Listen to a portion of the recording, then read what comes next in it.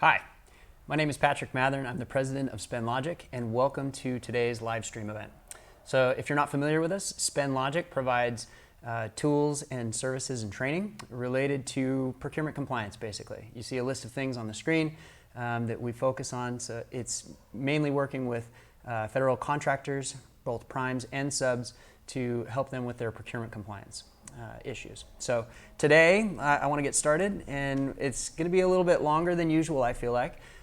So what I want to do is talk to you again today about commercial item determinations, CIDs. Today we're going to talk about documentation, and really this is the key to the whole thing, right?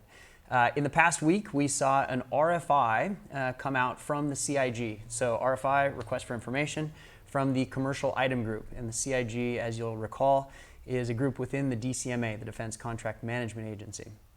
This RFI was basically a call to non-traditional defense contractors saying, hey, if you want to have your items or services determined to be commercial by the CIG before they ever show up in a proposal, this is an RFI where you can submit your interest and submit your case, and they will pull these in and do as many commercial item determinations as they can. Many of you are not going to fit the role of a non-traditional defense contractor. You can't have a fully CAS-covered contract in the past year, and you can't have one that's active. But this RFI is still very interesting to all of us, and it's a great example of the documentation requirements, and helps us kind of illustrate what it is that they're looking for. So I'm going to look at this in a little bit more detail. And kind of to start off with, I'm going to review what we talked about in session 1, very high level, and then really get into this. And I'm going to list the high level requirements, and then I'm going to get into some tips and tricks for the kind of the big ones, the big gotchas. So let's get rolling here. Oh, by the way, apparently people are having trouble logging into the chat functionality, and I don't know how to fix that. That's a YouTube thing. But on the screen, you can see our email address, info@spendlogic.com. If you send me an email, I promise I will get back to you today with an answer. So if you're unable to chat and you have a question that you'd like to have answered, just send it in, and we'll get back to you. All right, let's get rolling. So basic review on session 1 is what we talked about are the 8 basic definitions for a commercial item. If you go to FAR 2.101, you can see those definitions. You can also go to our website and watch this session again under spendlogic.com/events. But the big hitters here that we talked about last week, and the reason people are getting rejected is what you see on the screen. Documentation package is incomplete. Number 2, no evidence of commercial sales. Remember, price analysis and commercial items are different, but they have a very, very strong tie with the commercial sales. And we're going to talk about that actually again today. Third, the CID written is not specific to the item or service. And number 4, the definition relied upon is not identified. Some of these are going to dovetail into what we talk about today, and some of them we're going to kind of gloss over. So go back and watch that one if you haven't already, but otherwise, let's get rolling. Okay, so to start with, the DCMA, I noted this earlier, on April 10th, about a week ago today, they released this RFI. So if you want to see this RFI, there's a couple ways to get to it. On the screen, you can see the link to beta.sam.gov. That's the new sam.gov site. And if you search using the term that's shown on the screen, then you can get to it. You can find it. You can also look at the description of this video, and there's a direct link there. Once you get there, go all the way to the bottom, and you'll see attachments and links. You can also see there's a hyperlink on the left-hand side. But once you open that attachment, you're going to see this document. It's about 1.25 pages or so, and this is their required documentation. So first of all, read the whole RFI. All right, and if it applies to you, great. If it doesn't, you still should go, because this document that you see on your screen here is not just for non-traditional defense contractors. This is the CIG's guidance on what they want to see with any commercial item determination.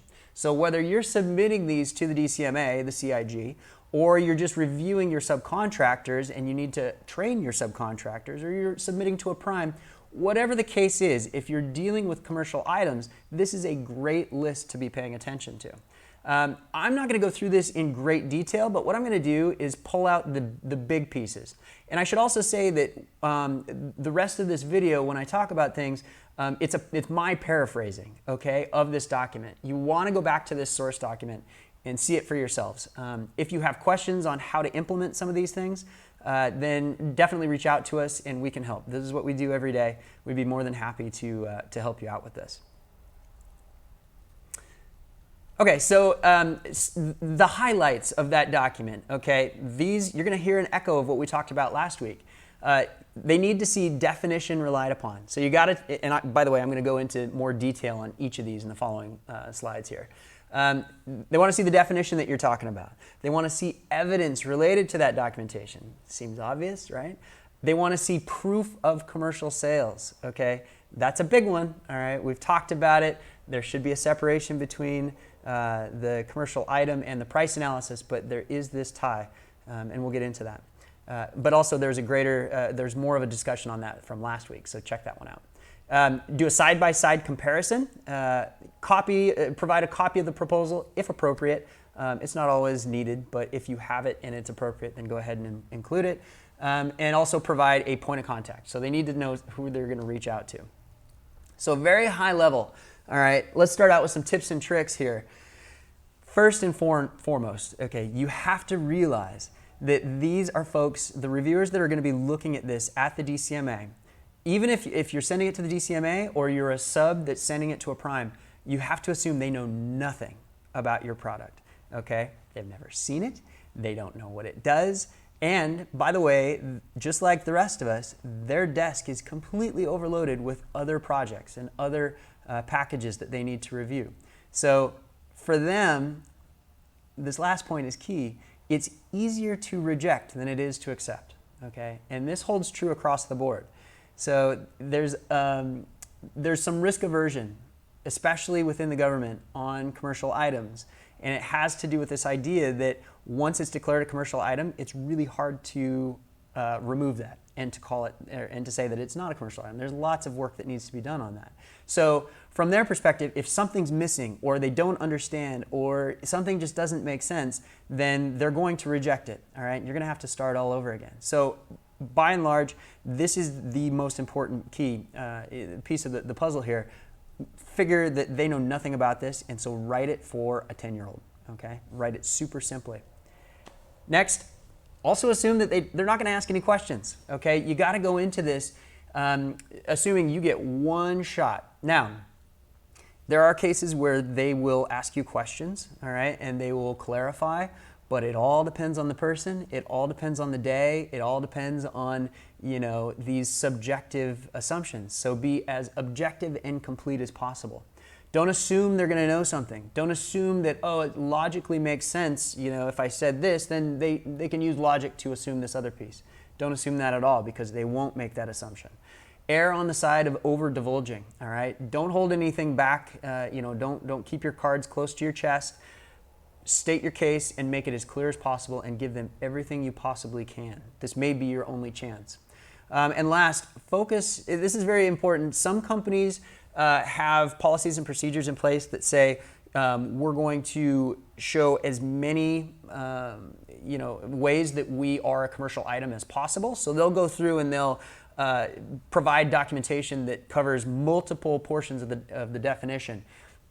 I don't recommend this. I don't recommend it with price analysis. I don't recommend it with commercial item determinations. Okay, and this is blasphemy for some of you, I know. But what we've seen in practice is the DCMA, the CIG, will come back and they'll say, you've been rejected. So, sorry, let me back up.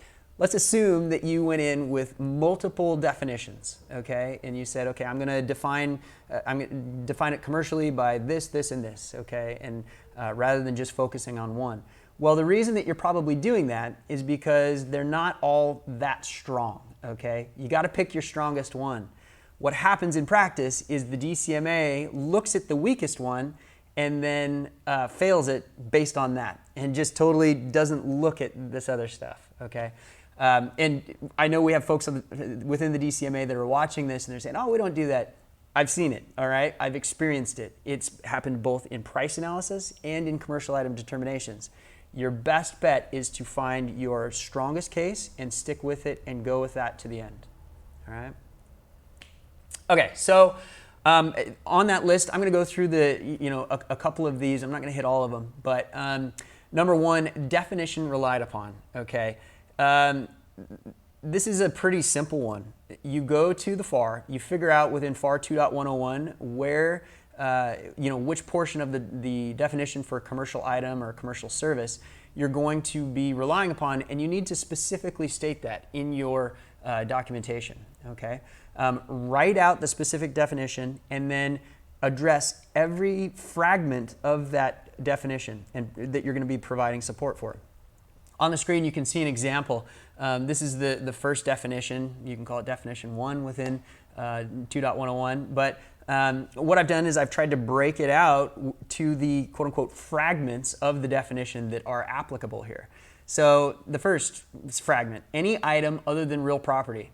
Okay, seems obvious. This is an item and it's other than real property, but I would state it. I would state and by the way, when I say state it, I would have this portion of the definition written out, and then right after it, I would have your own explanation. This widget is of XYZ is not real property, it's an item or whatever. Next, that is of a type. Okay, that's a very small fragment, but what we're talking about here is this of a type concept that causes so much trouble in commercial item determinations.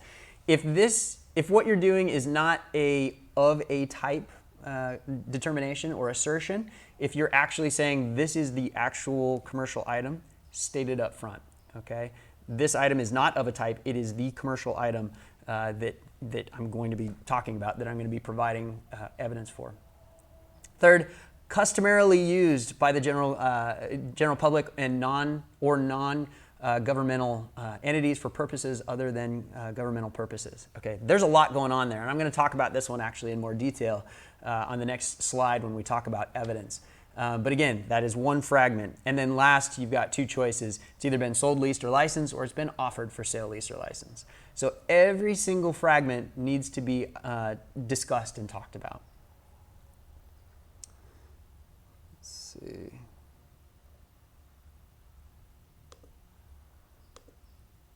Sorry, I lost my my way here.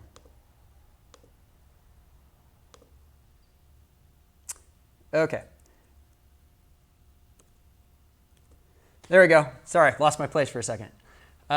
So any evidence that's related to that definition that you've cited, you need to be able to provide that evidence. And again, provide it to the level that has been discussed in your documentation or your assertion there. So anything that you assert, make sure that you've got backup for it, okay? And make sure there's a direct tie. If you need to be able to, and this goes back to last week, making an assertion and not being specific to the item or service you're talking about. If you assert something here today, make sure that any evidence that you provide somehow ties back and you have an explicit explanation as to how it ties back to the item or service that you are asserting. Okay, so for an example here, I'm going to take that piece that was in that last example, customarily used, all right? This little snippet has a lot of, carries a lot of weight, okay? And just this one fragment has three pieces. Number one, you need to provide evidence of customarily used. Okay, what does it mean to be customarily used, right? You've got to show that, okay, this isn't something that could possibly one day be used, maybe. You've got to show that, okay, this is something that is being used out in public or non-governmental by non-governmental entities, okay? And you've got to show that they're actually public or non-governmental. And then last, you've got to show that its purposes other than governmental purposes. So where this gets pretty sticky is when you have something that there's no reason that the public couldn't use it, all right? It's a widget. We've got it on our website, okay? But when only the government is using it, if you trip over this piece, showing that it's customarily used by a public or non-governmental entity, then the chances of you succeeding are very, very low.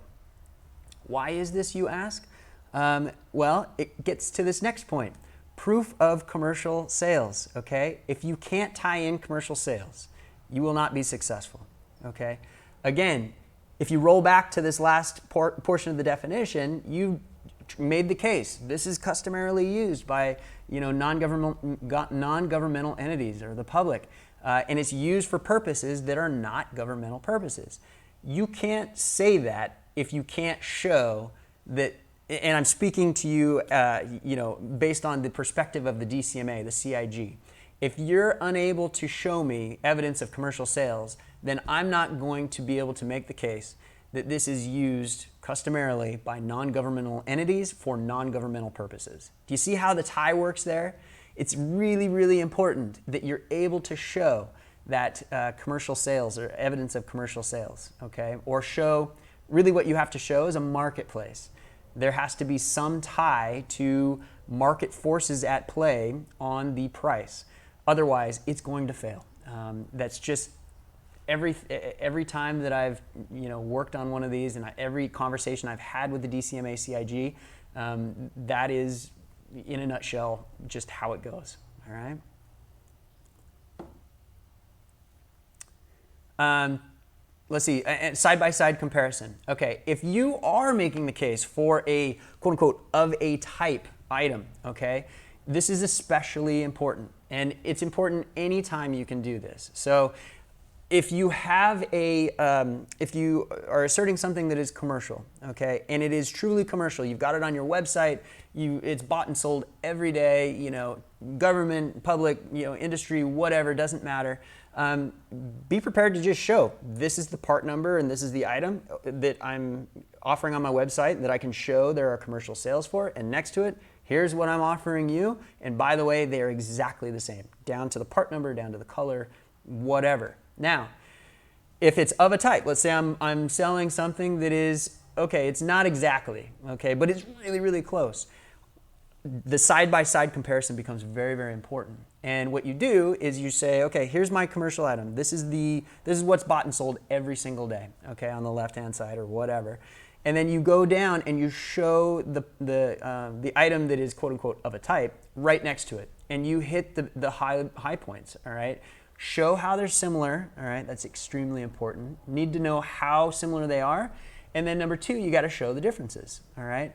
Be prepared, based on whichever definition that you choose, to explain those differences and how they impact the functionality. Again, there's this idea of price, and they're going to be looking for how price is impacted. But also, these ideas of modifications and minor modifications, something that's going to be available to the commercial marketplace but isn't yet, those types of things. You've got to be able to spell each of those things out, and if you do a side-by-side comparison, you're going to be way ahead of the game. Note on there, I mentioned photos. This is something that the CIG actually states themselves. If you have photos of these items, that goes a long ways. Again, think back to the beginning of this presentation. They don't know what you're selling them. They don't know anything about it. They don't know what it looks like. They don't know what it does. If you can show a photo that says, and they can see, oh, geez, these are very clearly the same item, or they are very, very similar, form, fit, and function, whatever, that's going to go a long ways. You're going to be, the better you are at proving that to them and making them believe that, the better off you're going to be. So those are some quick highlights. Let me see here. I've got a question. Let's see. I can't bring up my chat. That's okay. So Michael says, is a foreign government sale considered a commercial sale? Okay, so this is something that comes up, right? Think back to non-governmental purposes, okay? The DCMA, the CIG is going to look at, is this something that is customarily used, right, by the general public or a non-government agency? So you can get into the nitty-gritty details of the definition, and are we talking foreign military sales, FMS sales? Are we talking about true direct commercial sales to foreign entities? Is it a governmental entity? At the end of the day, if government uses it, you're going to have a harder time proving that it is a commercial sale.